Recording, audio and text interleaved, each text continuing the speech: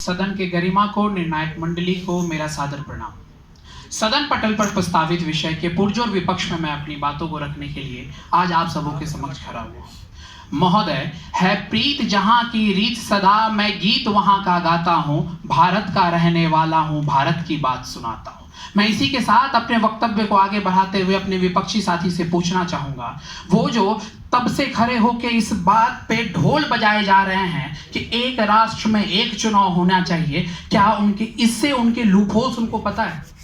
हमारे एक विपक्षी साथी आने के बाद यहां कहते हैं कि केशवानंद भारती के केस के बाद हम मिनी कॉन्स्टिट्यूशन बना लिए, तो 5 अनुच्छेदों में संशोधन तो हम यूं ही कर सकते हैं। महोदय, संशोधन की जो प्रक्रिया है क्या वो यूं ही हो सकती है?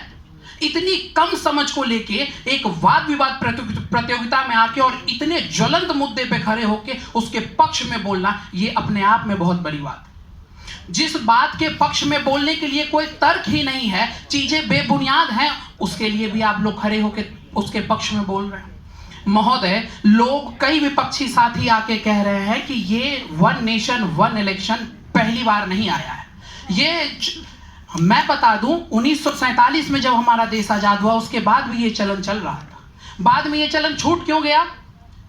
दल बदल कानून, आर्टिकल 356, ये वापस से नहीं दोहरा सकता क्या? जो विपक्षी साथी हमारे यहाँ के कारण, मैं निर्णायक मंडली के द्वारा उनसे पूछना चाहता हूं, मैं डायरेक्ट उनसे क्या पूछूं कि क्या यह चीजें वापस से नहीं दोहराई जा सकती? क्या यह देश विकासशील डेवलपिंग कंट्री से कब डेवलप्ड कंट्री बनेगा, या फिर वो चुनाव में इसी तरह दल बदल कानून और 356 लगा के रहेगा? हमारे विपक्षी साथी आके अलग अलग देश की बात करके जाते हैं, स्वीडन की, इसकी, उसकी। महोदय, जब भारत में 4 साल, 3 साल, 2 साल 356 अलग अलग राज्यों में लागू रहेगा, तो हमारी वैश्विक पटल पे क्या इज्जत रह जाएगी? क्या भारत उसमें विकसित हो सकता है? महात्मा गांधी के एक बात को अगर हम ध्यान में रखें तो देश का विकास तभी हो सकता है जब हम गांव का विकास करेंगे। महोदय, वन नेशन वन इलेक्शन में हमारी छोटे मोटे जो ज्वलंत मुद्दे हैं वो वहीं रह जाएंगे, धरातल पे कभी वो संभव नहीं हो पाएगी। हम यहीं परेशान रह जाएंगे कि हमारे राष्ट्र में क्या मुद्दे चल रहे हैं, हमारी विदेश नीति क्या इफेक्ट हो रही है। एक विपक्षी साथी आके यहां कहते हैं कि बार बार चुनाव होने से आचार संहिता लागू होता है, जिसमें सरकारें अपने ढंग से काम नहीं कर पाती हैं। महोदय, आचार संहिता कहीं ना कहीं स्टेट इमरजेंसी से तो अच्छी है। आचार संहिता लागू होने से पहले जो सरकारें काम कर रही थी, जो कामें चल रही थी, वो तो नहीं रुकती। 356 आने के बाद तो समझ नहीं आता लोग क्या करेंगे क्या नहीं करेंगे, चीजें एक आदमी के पास सीमित हो जाती है। महोदय, कई साथी आके बोल के गए, जब हमारे देश में वन नेशन वन टैक्स हो सकता है, एक राष्ट्र एक कर हो सकता है, तो एक राष्ट्र एक चुनाव क्यों नहीं हो सकता?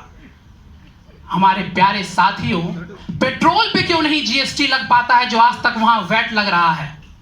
वो वन नेशन वन टैक्स में नहीं आ रहा है। चीजें क्लियर होनी चाहिए वक्तव्य को रखने से पहले। महोदय, मैं अपनी बातों को समाप्त करने से पहले अंत में एक ही चीज कहना चाहूंगा, वन नेशन वन इलेक्शन कहीं से प्रैक्टिकल नहीं है, इससे बहुत सारे लूप होल्स हैं। यह कह देना बहुत आसान है कि संशोधन बहुत छोटी चीज है, हम इससे बहुत ज्यादा डेवलपमेंट हो सकता है। महोदय, मेरे हिसाब से ये बस एक हास्यास्पद बात है। ये किताबों पे लिखने के लिए बहुत अच्छा है, ये सुनने में काफी अच्छा लगता है, लेकिन धरातल पर इसको संभव करना काफी मुश्किल है। बहुत बहुत धन्यवाद।